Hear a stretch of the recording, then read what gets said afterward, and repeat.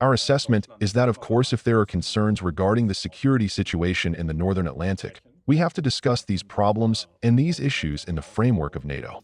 And of course, if the American president is looking at would the threats come from Russian or Chinese vessels or submarines here in the region, we can of course find answers together to that.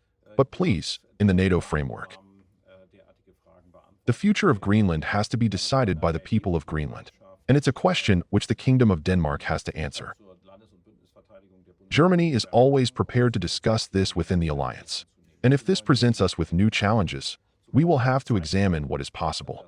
Of course, the opinion of my colleague Boris Pistorius will also be of crucial importance in this regard. But we are someone who answers such questions within the NATO framework and who, with his considerable willingness to strengthen the Bundeswehr's ability to defend the country and the alliance, and to invest much more in new models of military service, has shown that we take the issue of our alliance's defense readiness very seriously, not only in relation to Germany itself, but far beyond. NATO is the appropriate forum for discussions. Here, we can effectively counter threats together.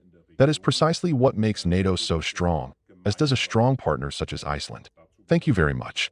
New rivalries are emerging, such as China, which is becoming increasingly involved in the Arctic.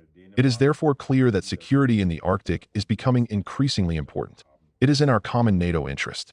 The legitimate security interests of all NATO allies, as well as those of the people here in the region, must therefore be discussed together.